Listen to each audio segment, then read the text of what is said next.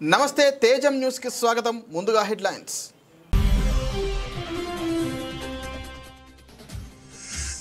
GST council సమావేశంలో కీలక నిర్ణయాలు. 22వ తేదీ నుంచే తగ్గుతున్న నిత్యావసరాల ధరలు. పేదలు మధ్యతరగతికి గణనీయంగా ఊరట.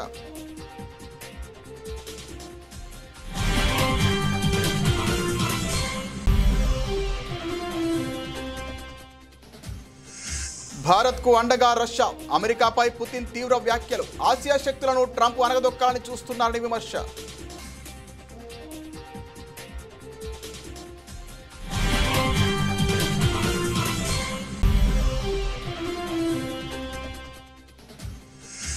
ట్రంప్ ప్రభుత్వానికి కోర్టులో గట్టి షాక్. హార్డ్వర్డ్కు అనుకూలంగా కీలక తీర్పు. $1 బిలియన్ పరిశోధన నిధుల నిలిపివేత చట్టవిరుద్ధమని స్పష్టీకరణ.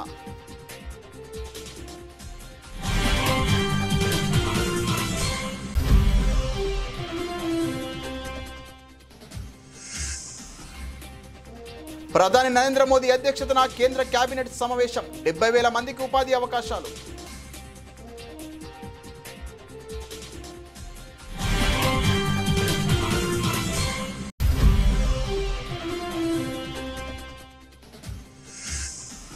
మొబైల్ గ్యాలరీలో ఆధార్, పాన్ ఫోటోలు ఉంచొద్దు. ఫిక్కీ హ్యాక్ ప్రూఫ్ సదస్సులో సైబర్ సెక్యూరిటీ నిపుణులు రక్షిత్ టాండన్ సూచన.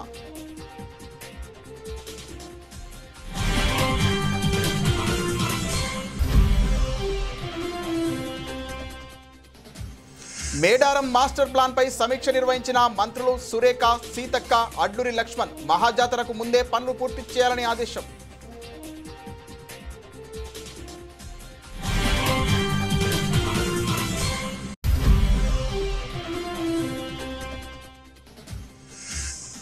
కేంద్రం తెచ్చిన జీఎస్టీ సంస్కరణలను స్వాగతించిన సీఎం చంద్రబాబు. ఇవి పేదలకు, రైతులకు మేలు చేసే నిర్ణయాలన్న ముఖ్యమంత్రి.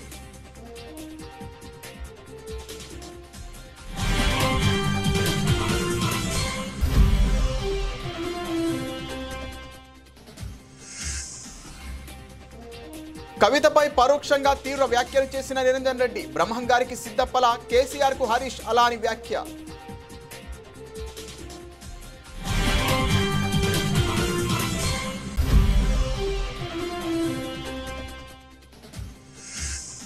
కనీసం యూరియా ఇవ్వలేని అసమర్థ ప్రభుత్వం అంటూ మండిపడ్డ శాసన మండలి ప్రతిపక్ష నేత బొత్స సత్యనారాయణ. ఇదేనా చంద్రబాబు సుదీర్ఘ పాలన అనుభవం అంటూ నిలదీత.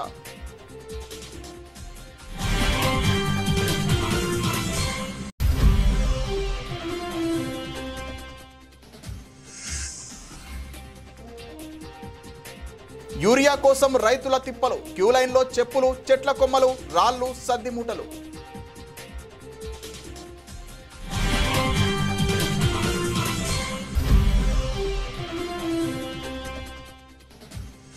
ప్రజాస్వామ్యం గురించి లోకేష్ మాట్లాడడం సిగ్గుచేటు. పులివెందుల జెడ్పీటీసీ ఎన్నికలో రిగ్గింగ్ చేసి గెలిచిన విషయం మరిచారా అంటూ మండిపడ్డ మాజీ MLA P Rabindranath Reddy.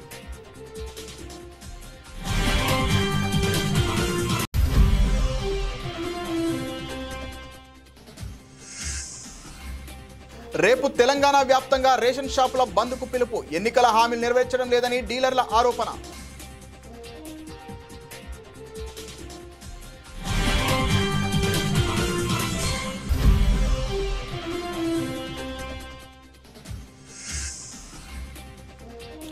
US ఓపెన్లో భారత సంచలనం. తొలిసారి సెమీస్లో యూకీ బామ్రీ. కెరీర్లో తొలిసారి గ్రాండ్ స్లామ్ సెమీఫైనల్కు భారత ఆటగాడు.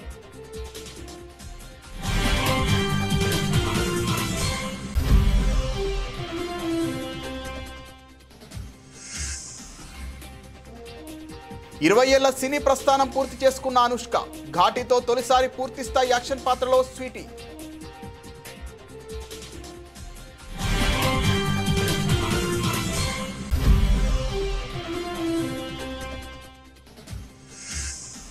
జీఎస్టీ దెబ్బకు స్టాక్ మార్కెట్లలో పండగ. లాభాల సునామీ. ఆరంభంలోనే 900 పాయింట్లు ఎగిసిన Sensex.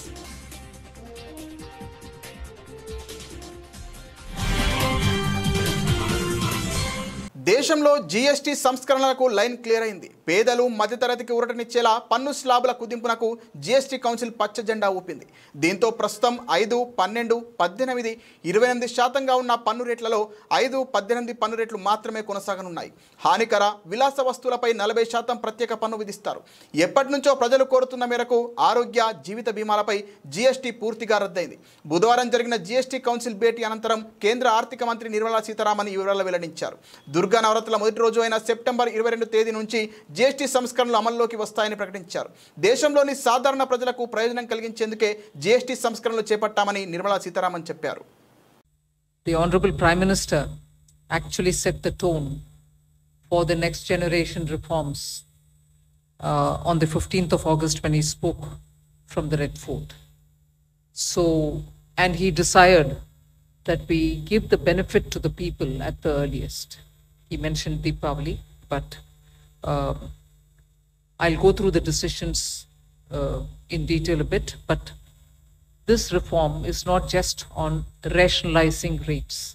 It's also on structural reforms. It's also on ease of living, so that businesses can do their business of working together with the GST with a great ease. So we have corrected inverted duty structure problems. We've resolved classification related issues, and we have ensured that there will be stability and predictability about the GST. Rate rationalization, of course, we've reduced the slabs. There shall be only 2 slabs, and we are addressing also the issues of compensation cess. Ease of living, simplify. Bharat, China వంటి దేశాలపై America అనుసరిస్తున్న తీరును Russia అధ్యక్షుడు Vladimir Putin తీవ్రంగా తప్పుబట్టారు. భారీ సుంకాలతో ఆ దేశాలను ఆర్థికంగా దెబ్బతీయాలని చూడటం సరికాదని ఆయన విమర్శించారు. అమెరికాతో సుంకాల వివాదం నడుస్తున్న వేళ భారత్కు మద్దతుగా పుతిన్ చేసిన ఈ వ్యాఖ్యలు అంతర్జాతీయంగా ప్రాధాన్యం సంతరించుకున్నాయి. చైనా పర్యటనలో ఉన్న పుతిన్ ఎస్సీఓ సదస్సు అనంతరం మీడియాతో మాట్లాడారు. ఆసియాలోని 2 అతిపెద్ద శక్తులైన భారత్, చైనాలను అణగదొక్కేందుకు ట్రంప్ ప్రభుత్వం ఆర్థిక ఒత్తిడిని ఒక ఆయుధంగా ఉపయోగిస్తోందని ఆయన ఆరోపించారు. ఈ 2 దేశాల మధ్య భాగస్వామ్యాన్ని బలహీనపరిచేందుకే అమెరికా ఇలాంటి చర్యలకు పాల్పడుతోందని అన్నారు. భారత్, చైనాలు దాదాపు 150 కోట్ల జనాభా చొప్పున శక్తివంతమైన ఆర్థిక వ్యవస్థలుగా ఎదుగుతున్నాయి. ఇప్పటికీ వారిని అణగదొక్కాలని మాట్లాడడం సరికాదు. భాగస్వాములతో మాట్లాడేటప్పుడు సరైన పదాలు వాడాలి అని పుతిన్ స్పష్టం చేశారు. You have countries like India, almost 1.5 billion people, China, with powerful economies, but they also have their own domestic political mechanisms and laws. So when somebody tells you that they're going to punish you,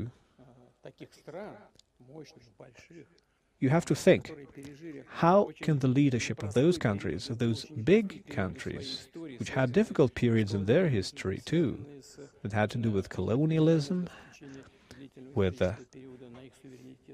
attacks on their sovereignty during prolonged periods of time, you have to understand that ప్రతిష్టాత్మక Harvard విశ్వవిద్యాలయం విషయంలో Trump ప్రభుత్వానికి America federal కోర్టులో గట్టి ఎదురుదెబ్బ తగిలింది. యూనివర్సిటీకి కేటాయించిన బిలియన్ల డాలర్ల పరిశోధన నిధులను నిలిపివేయడం చట్టవిరుద్ధమని కోర్టు బుధవారం స్పష్టం చేసింది. యూది వ్యతిరేకతను ఒక సాకుగా చూపి దేశంలోని అగ్రశ్రేణి విశ్వవిద్యాలయాలపై ప్రభుత్వం సైద్ధాంతిక దాడికి పాల్పడిందని US district court for Massachusetts judge Alison Burroughs సంచలన వ్యాఖ్యలు చేశారు. వివరాల్లోకి వెళితే ఈ ఏడాది ఏప్రిల్ 11న ట్రంప్ యంత్రాంగం హార్వర్డ్ విశ్వవిద్యాలయానికి పలు డిమాండ్లతో కూడిన లేఖను పంపింది. క్యాంపస్లో యూది వ్యతిరేకతను అరికట్టాలని, కొన్ని మైనారిటీ వర్గాలకు అనుకూలంగా ఉండే వైవిధ్య, ఈక్విటీ, ఇంక్లూజన్ కార్యక్రమాలను పూర్తిగా రద్దు చేయాలని ఆదేశించింది. అయితే ఈ డిమాండ్లను హార్వర్డ్ తిరస్కరించడంతో ఏప్రిల్ 14న ప్రభుత్వం కఠిన చర్యలు తీసుకుంది. బహుళ సంవత్సరాల గ్రాంట్ల క్రింద రావాల్సిన $2.2 బిలియన్ పాటు $60 మిలియన్ కాంట్రాక్టు విలువను ఫ్రీజ్ చేస్తున్నట్లు ప్రకటించింది. ప్రభుత్వ చర్య అమెరికా రాజ్యాంగంలోని మొదటి సవరణ, పౌర హక్కుల చట్టంలోని టైటిల్ 6 నిబంధనలను ఉల్లంఘించేలా ఉందని జడ్జి బరోస్ తన తీర్పులో పేర్కొన్నారు.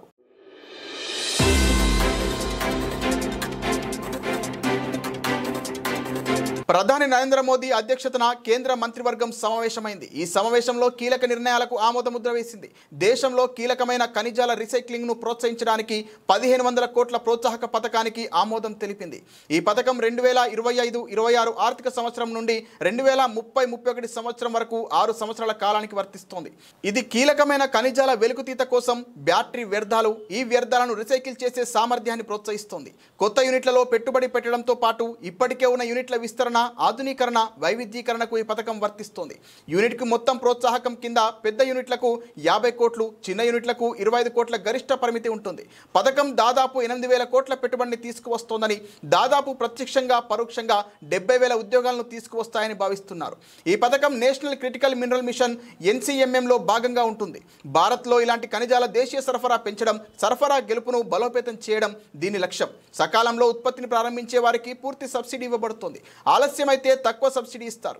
రెండోది ఓపెక్స్ సబ్సిడీ. దీని కింద బేస్ ఇయర్ 2025-26తో పోలిస్తే పెరిగిన అమ్మకాలకు బహుమతులు సైతం ఇస్తారు.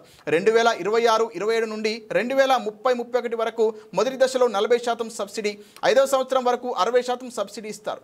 ఈ పథకం కింద కొన్ని పరిమితులు విధించారు. పెద్ద పరిశ్రమలకు మొత్తం సబ్సిడీ 50 కోట్ల వరకు, చిన్న పరిశ్రమలకు, స్టార్టప్లకు 25 కోట్ల వరకు ఉంటుంది.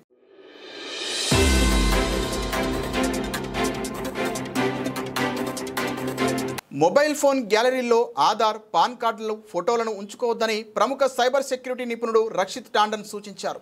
వ్యక్తిగత సమాచారానికి సంబంధించిన ముఖ్యమైన ఫోటోలు, సమాచారాన్ని డిజిలాకర్లలో భద్రపరచుకోవాలని చెప్పారు. ఫిక్కీ లేడీస్ ఆర్గనైజేషన్ FLO ఆధ్వర్యంలో జరిగిన హ్యాక్ ప్రూఫ్ సదస్సులో రక్షిత్ పాల్గొన్నారు. ఈ సందర్భంగా రక్షిత్ మాట్లాడుతూ కొన్ని యాప్లను ఇన్స్టాల్ చేసుకునేటప్పుడు మొబైల్ గ్యాలరీ యాక్సెస్ తీసుకుంటాయని, అందువల్ల గ్యాలరీలో ఆధార్, పాన్ కార్డు, ఫోటోలు ఉంచుకోవడం సురక్షితం కాదని తెలిపారు. అన్నిటికీ ఒకే పాస్వర్డ్ పెట్టుకోకూడదని, పాస్వర్డ్లు బలంగా ఉండాలని, పాస్వర్డ్లను ఎప్పటికప్పుడు మార్చుకోవాలని సూచించారు. అలాగే మల్టీ ఫ్యాక్టర్ అథెంటికేషన్ను ఆన్ చేసుకోవాలని తెలిపారు. సైబర్ సెక్యూరిటీపై, సైబర్ నేరాలు ఎలా జరుగుతున్నాయనే అంశాలపై ప్రతి ఇంట్లో చర్చలు జరపాలని సూచించారు. కాగా ఆన్లైన్లో ఎలా నడుచుకోవాలనే డిజిటల్ హైజీన్ను పిల్లలకు నేర్పించాల్సిన బాధ్యత తల్లిదండ్రులేనని రక్షిత్ టాండన్ స్పష్టం చేశారు. ఇక ఈ కార్యక్రమంలో పాల్గొన్న సైబర్ సెక్యూరిటీ బ్యూరో డైరెక్టర్ శిఖా గోయల్ మాట్లాడుతూ సైబర్ నేరగాళ్లు వినియోగించే ఫోన్ నెంబర్లకు ఇన్కమింగ్ సేవలు ఉండవని, కొత్త నెంబర్ల నుంచి వచ్చిన ఫోన్లను తీయకపోవడమే ఉత్తమమని సూచించారు.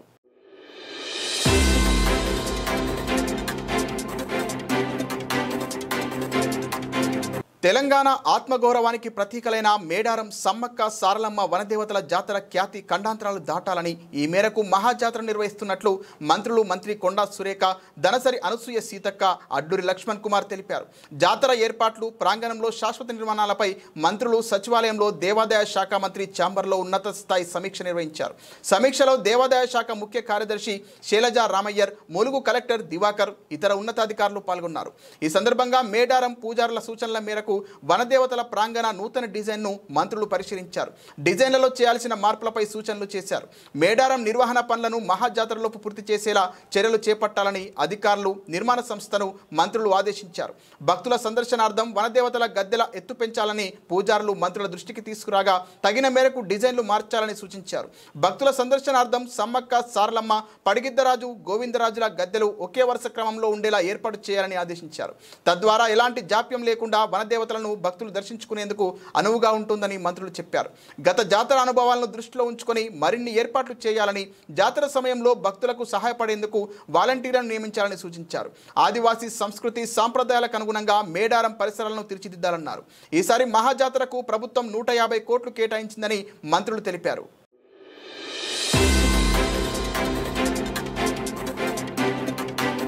జీఎస్టీ స్లాబ్లు తగ్గిస్తూ కేంద్రం తీసుకున్న నిర్ణయంపై ఆంధ్రప్రదేశ్ ముఖ్యమంత్రి చంద్రబాబు నాయుడు హర్షం వ్యక్తం చేశారు. జీఎస్టీ స్లాబ్లను మారుస్తూ తీసుకొచ్చిన సంస్కరణలన్నీ స్వాగతిస్తున్నట్లు చెప్పారు.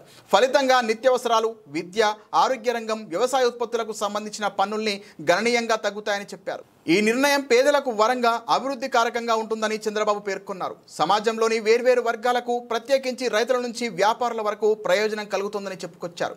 జీఎస్టీ స్లాబ్స్ తగ్గిస్తూ విప్లవాత్మక నిర్ణయం తీసుకున్న ప్రధాని నరేంద్ర మోదీకి, ఆర్థిక మంత్రి నిర్మలా సీతారామన్కి అభినందనలు తెలియజేస్తున్నట్లు చంద్రబాబు పేర్కొన్నారు. పౌరులకు ఉపకరించేలా తీసుకున్న ఈ నెక్స్ట్ జనరేషన్ జీఎస్టీ సంస్కరణలు పన్నుల వ్యవస్థను వ్యూహాత్మకంగా మార్చడంతో పాటు ప్రతి భారతీయుడి జీవన ప్రమాణాలను మెరుగుపరుస్తాయని సీఎం చంద్రబాబు స్పష్టం చేశారు.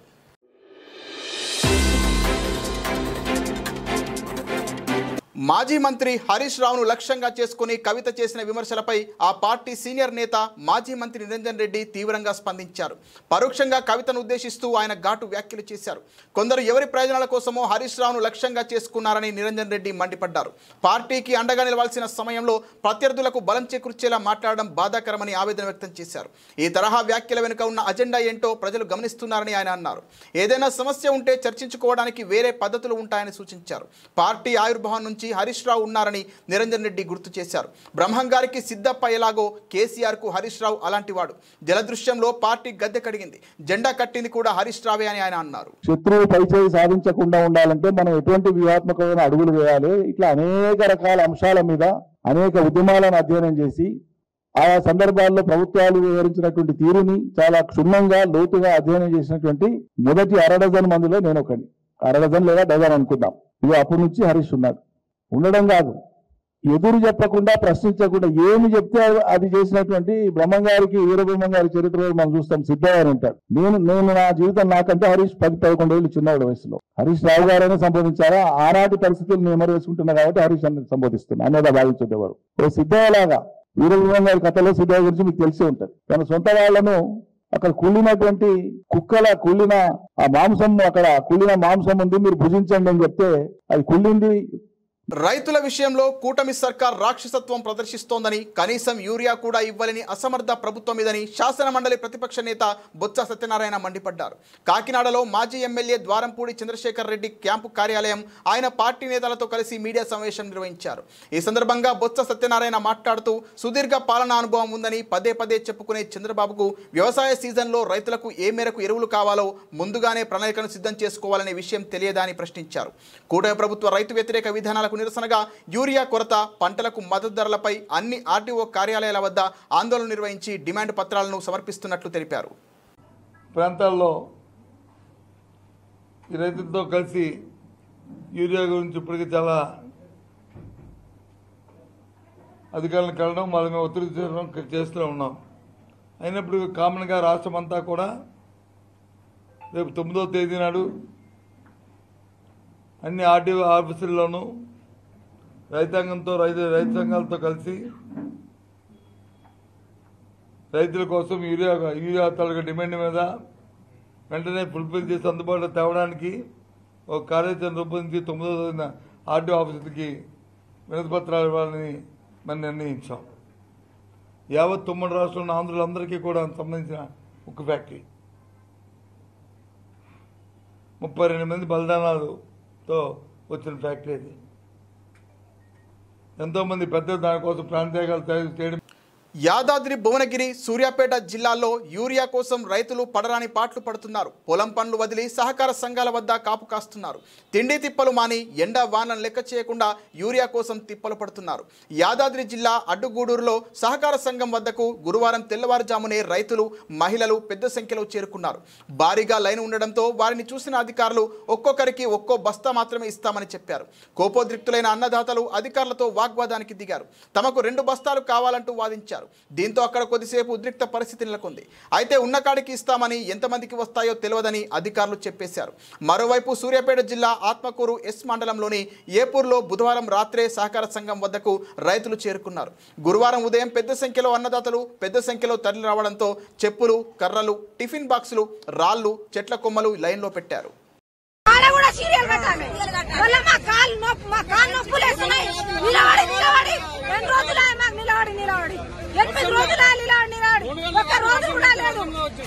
కలుపు తీసి నేను ఈ మందు కోసమే తిరుగుతున్నా.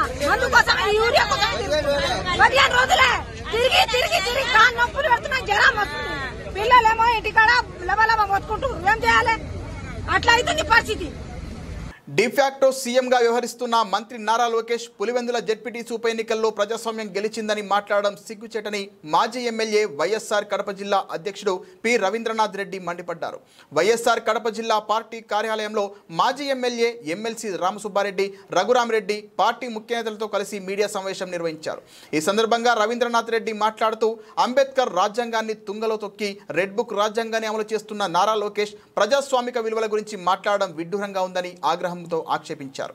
పులివెందుల ఒంటిమిట్ట జెడ్పీటీసీ ఎన్నికల్లో పోలీసులను అడ్డం పెట్టుకుని కిరాయి మూకలతో రిగ్గింగ్ చేసి గెలిచిన విషయాన్ని లోకేష్ మర్చిపోయారని ప్రశ్నించారు.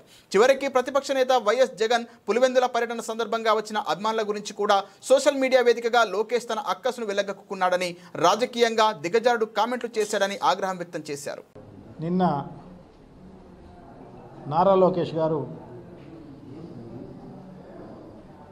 వైఎస్ఆర్ కడప జిల్లాకు రావడం జరిగింది. నాడు అనేది అందరితో కలిసి రావడం జరిగింది. సో ఇది సపరేట్గా జిల్లాకు వస్తున్నాడు అంటే నిజంగా కూడా ప్రజలు ఎక్స్పెక్ట్ చేస్తారు. అలాగే మహానాడులో గొప్పగా చెప్పడం జరిగింది. స్టీల్ ఫ్యాక్టరీ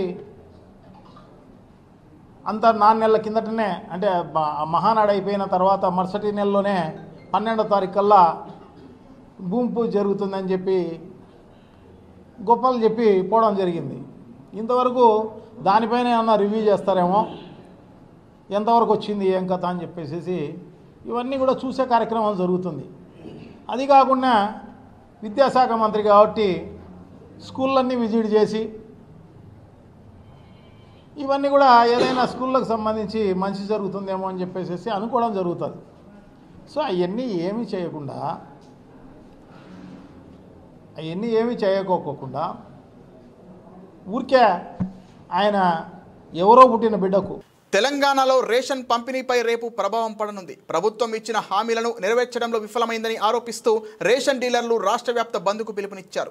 దీంతో రేపు రాష్ట్రంలోని అన్ని రేషన్ దుకాణాలు మూతపడనున్నాయి. ఎన్నికలకు ముందు తమకు నెలకు 5,000 గౌరవ వేతనం ఇస్తామని, కమిషన్ పెంచుతామని ప్రభుత్వం హామీ ఇచ్చిందని, అయితే అధికారంలోకి వచ్చి 21 నెలలు గడుస్తున్నా వాటిని పట్టించుకోవడం లేదని తెలంగాణ రేషన్ డీలర్ల సంక్షేమ సంఘం ఆరోపించింది. వీటితో పాటు డీలర్ల కుటుంబాలకు హెల్త్ కార్డులు మంజూరు చేయాలని, దుకాణాల అద్దె, బియ్యం దిగుమతి ఛార్జీలను కూడా ప్రభుత్వమే చెల్లించాలని వారు డిమాండ్ చేస్తున్నారు. గత 5 నెలలుగా కమిషన్ బకాయిలతో పాటు గన్ని బ్యాగుల బిల్లులను కూడా ప్రభుత్వం చెల్లించకపోవడంపై డీలర్లు తీవ్ర అసంతృప్తి వ్యక్తం చేస్తున్నారు. తమ సమస్యల పట్ల ప్రభుత్వం ఉదాసీనంగా వ్యవహరిస్తోందని రాష్ట్ర రేషన్ డీలర్ల సంఘం అధ్యక్షుడు బత్తుల రమేష్ బాబు విమర్శించారు. తెలంగాణ రాష్ట్ర రేషన్ డీలర్ల సంక్షేమ సంఘం అధ్యక్షుడిని బత్తుల రమేష్ బాబు మాట్లాడుతున్నాము. ఈ రోజు సోమాజిగూడ ప్రెస్ లో వివిధ జిల్లాలకు వెళ్లొచ్చిన జిల్లా అధ్యక్ష కార్యదర్శులు, తెలంగాణ రాష్ట్ర రేషన్ డీలర్ల కార్యవర్గం మొత్తం ఉంది. ఈ రోజు ఈ ప్రెస్ మీట్ ముఖ్య ఉద్దేశము, మాకు కాంగ్రెస్ ప్రభుత్వము 5 నెలల పాత బకాయిలు రాలేదు. ఈ సెంట్రల్ గవర్నమెంట్ ఇంతవరకు మాకు పాత బకాయిలు రాకుంటే రేషన్ డీలర్లు రాష్ట్ర వ్యాప్తంగా ఆర్థిక ఇబ్బందులతో తట్టుకోలేక వచ్చే పండుగల సీజన్ ఉన్నది కాబట్టి మాకు వెంటనే కమిషన్ విడుదల చేయాలనేది ముఖ్య ఉద్దేశము. మరియు కాంగ్రెస్ ప్రభుత్వం మేనిఫెస్టోలో పెట్టిన ప్రకారం రేషన్ డీలర్లకు గౌరవ వేతనము 300 రూపాయల కమిషన్ మన ప్రభుత్వం వచ్చిన వెంటనే మేము జీవో విడుదల. భారత టెన్నిస్ క్రీడాకారుడు యూకీ బాంబ్రీ తన కెరీర్లోనే ఒక చారిత్రాత్మక విజయాన్ని నమోదు చేశాడు. యుఎస్ ఓపెన్ పురుషుల డబుల్స్ విభాగంలో తొలిసారిగా సెమీఫైనల్కు చేరుకుని సంచలనం సృష్టించాడు. న్యూజిలాండ్కు చెందిన తన భాగస్వామి మైకెల్ వీనస్తో కలిసి ఆడుతున్న యూకీ బుధవారం జరిగిన క్వార్టర్ ఫైనల్ మ్యాచ్లో అద్భుత ప్రదర్శన కనబరిచాడు. కోర్టు 17లో జరిగిన హోరాహోరీ పోరులో ఈ ఇండో కివీ జోడీ 11వ సీడ్ ద్వయం నికోలా మెక్టిక్ రాజీవ్ రామ్లకు షాకిచ్చింది. 3 సెట్ల పాటు సాగిన ఈ మ్యాచ్లో యూకీ వీనస్ ద్వయం 6-3, 6-7, 6-3 తేడాతో విజయం సాధించి సెమీస్లో అడుగుపెట్టింది. అంతకుముందు ప్రీ క్వార్టర్స్లో 4వ సీడ్ జోడీపై గెలిచి ఈ జంట అందరి దృష్టిని ఆకర్షించింది. ఒకప్పుడు జూనియర్ వరల్డ్ నెంబర్ 1గా నిలిచి 2009లో ఆస్ట్రేలియన్ ఓపెన్ బాయ్స్ టైటిల్ గెలుచుకున్న 33 ఏళ్ల యూకీ బాంబ్రీ ఆ తర్వాత తీవ్రమైన గాయాలతో కెరీర్లో వెనుకబడ్డాడు. సింగిల్స్ నుంచి డబుల్స్కు మారిన తర్వాత ఇప్పుడు తన కెరీర్లోనే అత్యుత్తమ ప్రదర్శనతో గ్రాండ్ స్లామ్ సెమీఫైనల్కు చేరాడు. లియాండర్ పేస్, మహేష్ భూపతి, రోహన్ బోపన్న వంటి దిగ్గజాల తర్వాత భారత డబుల్స్ వారసత్వాన్ని యూకీ ముందుకు తీసుకెళ్తున్నాడు.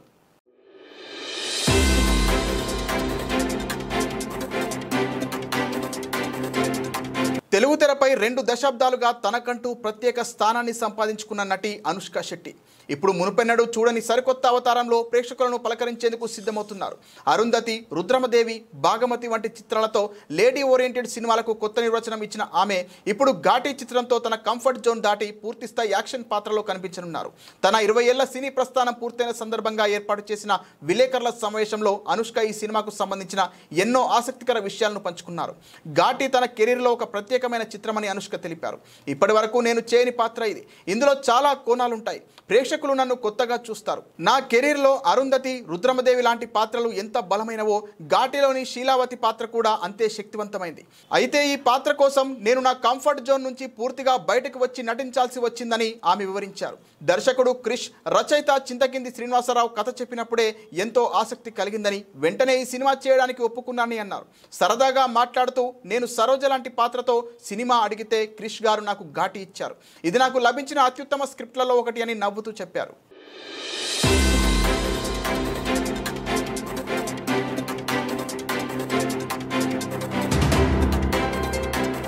కేంద్ర ప్రభుత్వం జీఎస్టీ వ్యవస్థలో చేపట్టిన చారిత్రాత్మక సంస్కరణలు స్టాక్ మార్కెట్లలో సరికొత్త ఉత్సాహాన్ని నింపాయి. ఈ సానుకూల పరిణామంతో గురువారం ఉదయం ట్రేడింగ్ ప్రారంభమైన వెంటనే సూచీలు పరుగులు పెట్టాయి. బీఎస్ఈ సెన్సెక్స్ ఒక దశలో ఏకంగా 888 పాయింట్లు ఎగబాకి 81,456 వద్దకు చేరింది. అదేవిధంగా ఎన్ఎస్ఈ నిఫ్టీ 265 పాయింట్ల లాభంతో 24,980 వద్ద తన జీవితకాల గరిష్ట స్థాయిని నమోదు చేసింది. ఆ తర్వాత కొంత ఒత్తిడికి లోనైనప్పటికీ సెన్సెక్స్ 650 పాయింట్ల లాభంతో ట్రేడ్ అవుతోంది. జీఎస్టీ కౌన్సిల్ నిన్న తీసుకున్న నిర్ణయాలు ఈ ర్యాలీకి ప్రధాన కారణంగా నిలిచాయి. సంక్లిష్టంగా ఉన్న పనుల విధానాన్ని సరళీకరిస్తూ ప్రస్తుతం ఉన్న పలు స్లాబుల స్థానంలో కేవలం 5%, 18% స్లాబులను మాత్రమే ప్రవేశపెట్టాలని నిర్ణయించింది.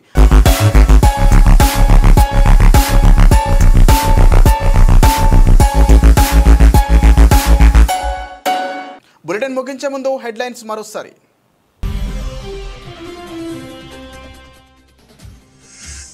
జీఎస్టీ కౌన్సిల్ సమావేశంలో కీలక నిర్ణయాలు. 22వ తేదీ నుంచే తగ్గుతున్న నిత్యావసరాల ధరలు. పేదలు, మధ్యతరగతికి గణనీయంగా ఊరట.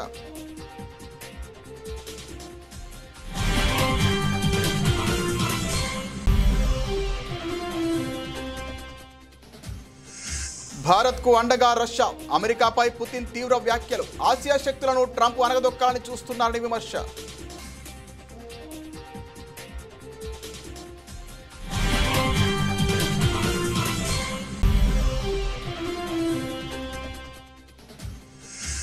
ట్రంప్ ప్రభుత్వానికి కోర్టులో గట్టి షాక్. హార్డ్వర్డ్కు అనుకూలంగా కీలక తీర్పు. $1 బిలియన్ పరిశోధన నిధుల నిలిపివేత చట్టవిరుద్ధమని స్పష్టీకరణ.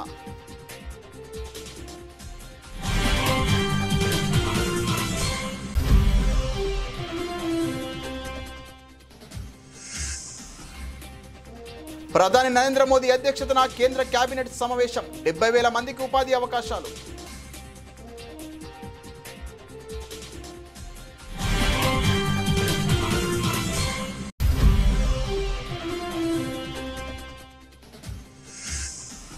మొబైల్ గ్యాలరీలో ఆధార్, పాన్ ఫోటోలు ఉంచొద్దు. ఫిక్కీ హ్యాక్ ప్రూఫ్ సదస్సులో సైబర్ సెక్యూరిటీ నిపుణులు రక్షిత్ టాండన్ సూచన.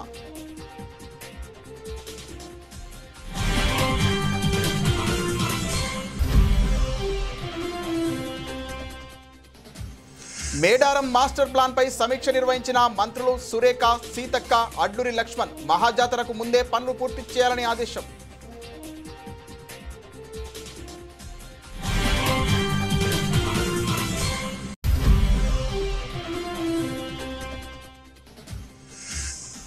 కేంద్రం తెచ్చిన జీఎస్టీ సంస్కరణలను స్వాగతించిన సీఎం చంద్రబాబు. ఇవి పేదలకు, రైతులకు మేలు చేసే నిర్ణయాలన్న ముఖ్యమంత్రి.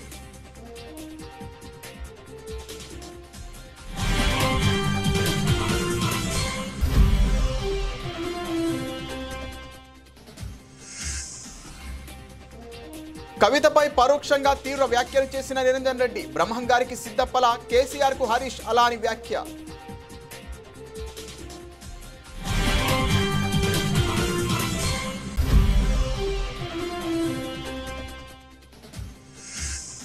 కనీసం యూరియా ఇవ్వలేని అసమర్థ ప్రభుత్వం అంటూ మండిపడ్డ శాసన మండలి ప్రతిపక్ష నేత బొత్స సత్యనారాయణ. ఇదేనా చంద్రబాబు సుదీర్ఘ పాలన అనుభవం అంటూ నిలదీత.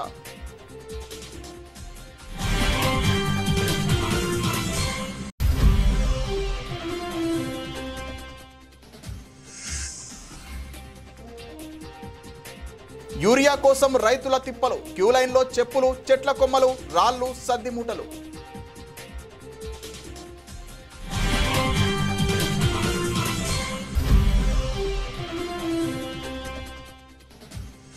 ప్రజాస్వామ్యం గురించి లోకేష్ మాట్లాడడం సిగ్గుచేటు. పులివెందుల జెడ్పీటీసీ ఎన్నికలో రిగ్గింగ్ చేసి గెలిచిన విషయం మరిచారా అంటూ మండిపడ్డ మాజీ MLA P Rabindranath Reddy.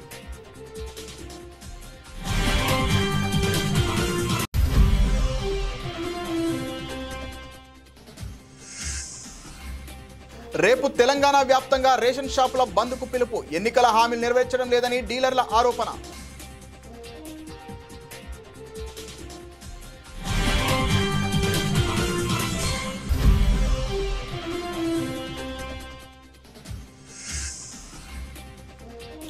US open లో భారత సంచలనం. తొలిసారి సెమీస్ లో యూకీ బామ్రీ. కెరీర్ లో తొలిసారి గ్రాండ్ స్లామ్ సెమీఫైనల్ కు భారత ఆటగాడు.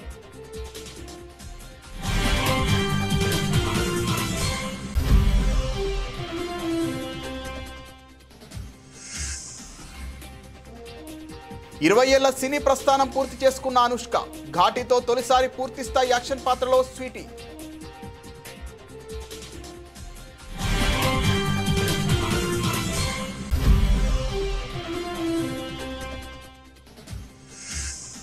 జీఎస్టీ దెబ్బకు స్టాక్ మార్కెట్లలో పండగ. లాభాల సునామీ. ఆరంభంలోనే 900 పాయింట్లు ఎగిసిన సెన్సెక్స్.